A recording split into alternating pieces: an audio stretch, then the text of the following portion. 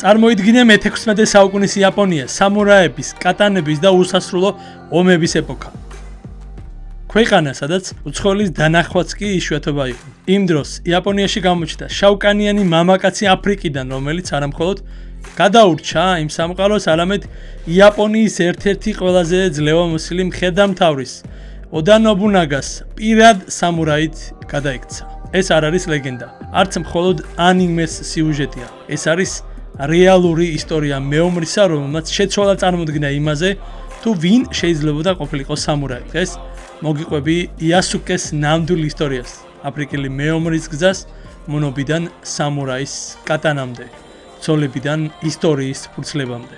და სანამ დავიწყებთ, არ დაგავიწყდეს, გამოიწერო არხი, დააჭირო ლაიქს და ჩართო ზარის ღილაკი, რათა მსგავსი ისტორიული და საოცარი ამბები არ გამოგჩეს. ახლა კი წავიდეთ რამდენიმე საუკუნით უკან სენგოკუს ეპოქის იაპონიაში.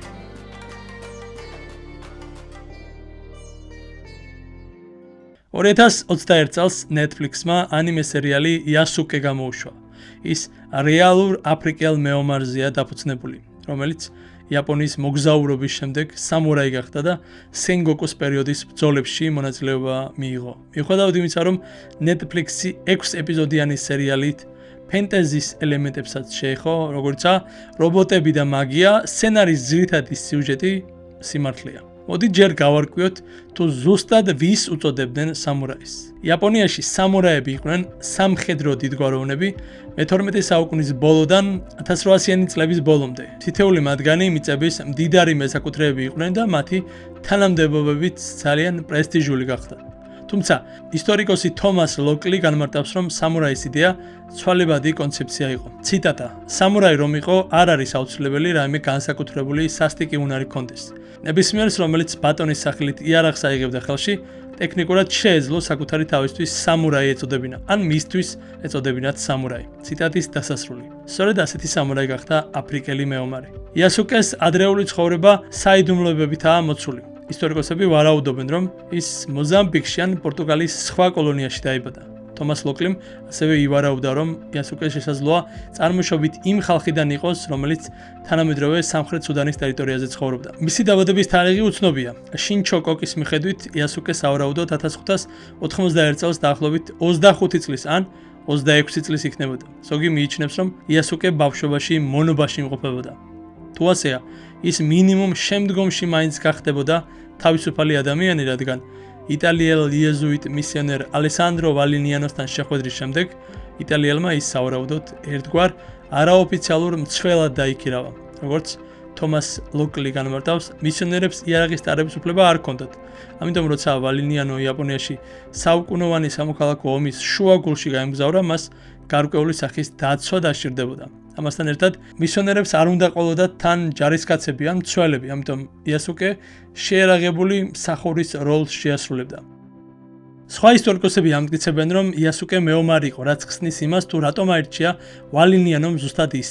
როგორც დებორა დესნუ რეჟისორი, რომელიც ლეგენდარული სამურაების შესახებ დოკუმენტურ ფილმზე მუშაობდა, განმარტავს, იასუკესთვის სულ რაღაც 1 წელიწადში შეუძლებელი იქნებოდა სამურაის რანგში ასვლა, თუ მას მეომრული გამოცდილება არ ექნებოდა. იასუკე იაპონიაში 1579 წელს ჩასულა.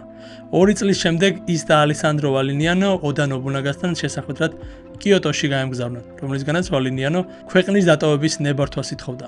ნობუნაგა იაპონელი მხედართმთავარი იყო, რომელიც თავიდან ოვარის პროვინციაში პატარა სამთავროს განაგებდა, თუმცა ის იაპონიის ისტორიაში საოცრად გავლენიანი ფიგურა გახდა და იაპონიის სამი დიდი გამაერთიანებლიდან ერთ-ერთია, რადგან გააერთიანა ქვეყნის თითქმის 1/3. ხოდა მხედართმთავართან მიდიან ვალინიანო და მისი მცველი იასუკე. ეს მოვლენები აღწერილია ლუის პროისის მიერ ლორენსო მექსიესადმი მიწერილ 1591 წლის წერილში და ასევე პროისის მიერ იაპონიაში იეზუიტების მისიის 1592 წლის ყოველწლიურ ანგარიშში. 1591 წლის 27 მარტს ვალინიანო ლუის პროისთან ერთად, რომელიც მანამდე იყო ჩასული იაპონიაში, შეხვდა ნობუნაგას.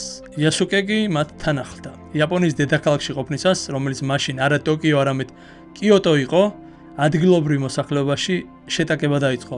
ისინი ერთმანეთს იასუკეს სანახავად დაუპირისპირდნენ. იეზუიტების რეზიდენციის კარი ჩაამსხვრიეს და ამ ყველაფრის შედეგად რამდენიმე იაპონელი დაიღუპა კიდეც. ნობუნაგასაც სურდა შავკანიანი მამაკაცის ნახვა და თავისთან დაიბარა იგი. იეზუიტებმა იასუკე ნობუნაგასთან წაიყვანეს. დიდი მხედართმთავარი შავკანიანი მამაკაცის პირველად დანახვის შემდეგ არ იჯერებდა, რომ აფრიკელის კანისფერი ბუნებრივი იყო. მან იეჭვა, რომ იასუკეს სხეულზე შესაძლოა მელანი ჰქონდა წასმული. ამიტომ შავკანიანი აიძულეს გაეხადა და სხეული დაებანა, მაგრამ რაც უფრო მეც ბანდნენ და ხეხავდნენ იასუკეს, მით უფრო მუქი ხდებოდა მისი კანი. იქ იყვნენ ნობუნაგას შვილებიც, ხოლო მხედართმთავრის ერთ-ერთმა ძმისშვილმა იასუკეს ფულიც კი აჩუქა. ანიმე სერია, რომელზეც ვისაუბრეთ, ნამდვილად და რეალისტურად ასახავს იასუკეს ნობუნაგას კარზე წარდგენას. როდესაც ის პირველად ჩადის, მას უბრძანებენ დაიბანოს. როდესაც იასუკეს კანისფერი არ იცვლება, მას ეკითხებიან, კანი შავად შეიღება თუ არა. ის პასუხობს, რომ იასუკე შავი კანით დაიბადა. ეს ზუსტად ისაა, რაც მოხდა. თომას ლოკლი განმარტავს, რომ ნობუნაგას თავდაპირველად არ ჟეროდა, რომ იასუკეს კანი სინამდვილეში ასეთი მუქი იყო. ინჩოკოკის ხელნაწერში იასუკე შემდეგნაირად არის აღწერილი. ციტატა: მეორე თვის 23-ში კირიშიტანის ქვეყნიდან შავკანიანი ემირი ჩამოვიდა. ის 26 ან 27 წლის ჩანდა. მთელი სხეული ხარივით შავი ჰქონდა. ეს კაცი ძლიერი ჩანდა და კარგი აღნაგობისა იყო. უფრო მეტიც, 10 კაცისას აღემატებოდა. პატერენმა ის ნობუნაგასადმი პატივისცემის ნიშნად მოიყვანა. მართლაც ნობუნაგას ძალისა და დიდების წყალობით სამი ქვეყნის აქამდე უცნობი საგანძური აქ მოვიდა, რაც ნამდვილი კურთხევა იყო. ციტატის დასასრული. იასუკემ ნობუნაგაზე დიდი შთაბეჭდილება მოახდინა და ვალინიანოს თხოვა ის მისთვის გადაეცა. სწორედ ნობუნაგამ უწოდა აფრიკელს იაპონური სახელი იასუკე. თავის თანაშემწედაც მიიღო და პირველ უცხოელად აქცია, რომელმაც სამურაის წოდება მიიღო. ნობუნაგამ იასუკეს კატანას ტარების პატივიც მიანიჭა და ერთგვარი მცველის ფუნქციას დააკისრა. ისტორიკოს ჯონათან ლოპეს ვერას თქმით, იასუკეს ხანდახან სამხედრო მეთაურთან ერთად სადილიც უფლებაც ჰქონდა, ეს კი პრივილეგია იყო, რაც მხოლოდ რამდენიმე სხვა ვასალს გააჩნდა. როგორც ამბობენ, ისინი ხშირად საუბრობდნენ და რადგან ნაკლებად სავარაუდოა, რომ ნობუნაგას პორტუგალიურად ესაუბრა, ესე იგი იასუკემ იაპონური ისწავლა. მამა ლორენსო მექსიამ მამა პერო დე ფონსეკასადმი 1591 წლის 8 ოქტომბრით დათარიღებულ წერილში დაწერა. შავკანიან კაცს ცოტა იაპონური ესმოდა და ნობუნაგა არაზრუს იღლებოდა მასთან საუბრით. ქალაქში ზოგიერთი ადამიანი ამბობდა, რომ ნობუნაგას შეეძლო მისთვის ტონო, ანუ ბატონი ეწოდებინა. ციტატის დასასრული. იასუკე ისტორიულ ჩანაწერებში ამის შემდეგ 1592 წლის 11 მაისს ჩანს. იეტადას დღიურში აღნიშნულია, რომ იასუკე ნობუნაგას რეგიონის ინსპექტირების ტურნეში ახლდა. მას შემდეგ, რაც მან თავისი დიდი ხნის მტერი კაის ტაკედას კლანი გაანადგურა. 1592 წლის 11 მაისის აღწერილობაში ნათქვამია: ნობუნაგას ამასთან ახლდა შავკანიანი მამაკაცი, რომელიც მას მისიონერებმა აჩუქეს და რომელსაც ნობუნაგას ამამ სტიპენდია დაუნიშნა. მისი სხეული მელანივით შავი იყო და მისი სიმაღლე 6 შაკოზე მეტი გახლდათ, ანუ დაახლოებით 182 სანტიმეტრი.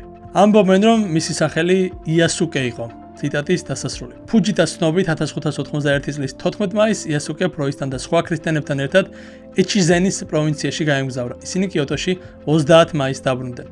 სამურაის სტატუსით იასუკე ტენმუკუზანის ბრძოლაში ოდა ნობუნაგას თან ახლდა.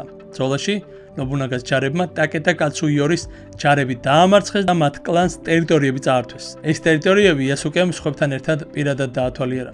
1592 წლის 21 ივნისს ოდა ნობუნაგას მისმა უფროსმა ვასალმა აკეჩი მიცუ ჰიდემ უღალატა და კიოტოში ჰონოჯის ტაძარში თავს დაესხა. თავდასხმის დროს ნობუნაგას თან ახლდა დაახლოებით 30 მეომრისგან შემდგარი ამალა, მათ შორის იასუკეც. ერთგულმა ამალამ იბრძოლა, მაგრამ დამარცხდნენ. ეს გასაკვირი არ იყო, რადგან აკეჩის 13000 მეომარი ყავდა. ნობუნაგამ სეპუკუ ჩაიდინა, თუმცა პროცესის დასაჩქარებლად კაიშაკუნინმა მას თავი მოკვეთა. ტრადიციის თანახმად, ნობუნაგას ერთ-ერთი მსახური მორირანმარუ მისი კაიშაკუნინის როლს ასრულებდა. იასუკე იმ დროს ტაძარში ყოფილა. ნობუნაგას სიკვდილის შემდეგ, როგორც ამბობენ, იასუკემ ბრძანებლის თავი აიღო, რათა მტერს ამის გაკეთება არ შეძლებოდა. თუ აკეჩის სხეულის ნაწილს აიღებდა, ეს ლეგიტიმურობის სიმბოლოდ გამოდგებოდა. ამიტომ იასუკემ იმ დღეს თავისი ქმედებებით იაპონიის ისტორია შეცვალა. იმავე დღეს იასუკე ნობუნაგას ვაჟის ოდა ნობუტადას ძალებს შეუერთდა, რომელიც ახლომდებარე ნიჯოგოშოს საიმპერატორო ვილაში იყო განლაგებული. თომას ლოკლის განმარტებით, ნობუტადას 200 კაცი ყავდა, აკეჩის ისევ 13000. ამიტომ ნობუტადა დამარცხდა და გასაკვირი არ იყო, რომ ნობუტადასაც სებუკე აიძულეს. იასუკე საავარაუდოდ ბრძოლის დროს დაიჭრა და ის მიცუჰიდეს ვასალებმა შეიპყრეს. შემდეგ მიცუჰიდემ ის იეზუიტებთან გაგზავნა. და შესთავაზა, რომ რადგან იასუკე იაპონელი არ იყო, შეიძლებოდა მისი შეწყალება. იაპონელი ისტორიკოსები მიდორი ფუჯიტა და ვადუ იასუცუნე ვარაუდობენ, რომ მიცუჰიდემ ეს განცხადება შესაძლოა მოწყალებისადმი მიდრეკლების გამო გააკეთა, ხოლო ლოკლი ვარაუდობს, რომ ეს შესაძლოა მიცუჰიდეს იეზუიტების და იაპონელი ქრისტიანების გულისმოსაგებად დახმარებოდა. თუმცა არ არსებობს ისტორიული დოკუმენტები, რომლებიც ცალსაღად აჩვენებს, იყო თუ არა ეს ასე. თანამდებობით შეიძლება ითქვას, რომ იმ ბრძოლაში იასუკე გადარჩა. მიცუჰიდეს ვასალები მას იეზუიტურ ეკლესიაში თანახდნენ, ხოლო ლუის ფროისმა იმამებიდან 5 თვის შემდეგ იასუკეს გადარჩენისთვის ღმერთს მადლობა გადაუხადა. მას შემდეგ შავკანიანი სამურაის შესახებ ისტორიული ცნობები არ არსებობს. ის არ არის ნახსენები არსად და უცნობია რა დაემართა მას შემდგომში. თუმცა ისტორიკოსები ვარაუდობენ, რომ იასუკე შესაძლოა გამოსახული იყოს იაპონიაში რამდენიმე ნახატზე. პირველი ეს არის სუმო იარაკუ ზუ ბიობუ, რომელიც 1605 წელს ანონიმურმა მხატვარმა დახატა. ნახატზეა შავგრემანი მამაკაცი, რომელიც დიდგვაროვანი სამურაების თანდასწრებით იაპონელ მამაკაცთან ჭიდაობს. ნამუშევართან დაკავშირებით სხვადასხვა თეორია არსებობს. ზოგი მიიჩნევს, რომ ეს სამურაი ოდა ნობუნაგაა, ან ტოიოტომი ჰიდუცუგუ. ზოგი კი მიიჩნევს, რომ ცენტრში მყოფი შავგრემანი მამაკაცი სწორედ იასუკეა. ხოლო მოჭიდავების მარჯვნივ მდგომი მამაკაცი, რომელიც გიოჯის ანუ საჯის როლს ასრულებს, ოდა ნობუნაგაა. მომდევნო ნახატი 1590-იან წლებში რინჰას მხატვრის მიერ დამზადებული რკინის აჯასპზეა, რომელიც კარამულოს მუზეუმის საკუთრებაა. მასზე გამოსახულია შავკანიანი მამაკაცი, რომელიც პორტუგალიელი დიდგვაროვნის ტანსაცმელშია გამოწყობილი. თომას ლოკლი ამტკიცებს, რომ ეს შესაძლოა იყოს იასუკე, რადგან ის, როგორც ჩანს, არ ემორჩილება ამ ნამუშევარში გამოსახულ მეორე პორტუგალიელ მამაკაცს. მესამე ნახატი იმავე პერიოდში მოღვაწე მხატვრის კანონ აიზენის მიერ არის დახატული. ნანბან ბიობუზე გამოსახულია შავგრემანი მსახურები, რომელთაც ევროპელების ქოლგები და შუბი უჭირავთ. იაპონიაში ცალკეული აფრიკელების იეზუიტების მსახურებად ჩამოყვანა უჩვეულო არ იყო. მიუხედავად იმისა, რომ იასუკეს ისტორია საინტერესოა, ის არ იყო ერთადერთი არაიაპონელი, ვინც იაპონიაში იმოგზაურა და ასეთ თანამდებობაზე იმსახურა. ჩინეთიდან, კორეიდან, აფრიკიდან ბევრი ადამიანი მოგზაურობდა და ცხოვრობდა იაპონიაში. თუმცა იასუკესა და მათ შორის ყველაზე დიდი განსხვავება ის იყო, რომ ისინი დაბალი რანგის დიდებულებს ემსახურებოდნენ. ლეგენდარული სამურაი იასუკე კი ცნობილ ძლევამოსილ მხედართმთავარს ემსახურა. იასუკეს ისტორია იქ მთავრდება, სადაც ბევრი კითხვები ისმის. ჩვენ ვიცით, რომ ის გადაურჩა ერთ-ერთ ყველაზე სისხლიან ღალატს იაპონიის ისტორიაში. ვიცით, რომ ის სამურაი იყო, არა სიმბოლურად, არამედ რეალურად. და ვიცით ისიც, რომ ამის შემდეგ მისი კვალი ისტორიიდან ქრება. შეიძლება იასუკე იაპონიაში დარჩა, შეიძლება სამშობლოში დაბრუნდა. ან შესაძლოა ისტორიამ უბრალოდ ვერ შემოინახა მისი მოღვაწეობის მომდევნო ეპიზოდი. მაგრამ ერთი რამ უდავოა. იასუკე იყო ადამიანი, რომელმაც დაამტკიცა, რომ სამურაი არ არის კანისფერი, წარმოშობა ან დაბადების ადგილი. სამურაი არის ერთგულება, ძალა და ისტორიის შეცვლის უნარი. თუ ეს ამბავი შენთვისაც ისეთივე შტამბეშტავი აღმოჩნდა, როგორც ბევრისთვის, დააჭირე ლაიქს, გამოიწერე არხი და კომენტარებში დაწერე. გსურს თუ არა, მოგიყვე იასუკეს ისტორიის გაგრძელება ან სხვა მსგავსი დავიწყებული გმირების ამბები. შემდეგ ვიდეოში კიდევ უფრო დაუჯერებელ ისტორიას მოგიყვები. დიდი მადლობა.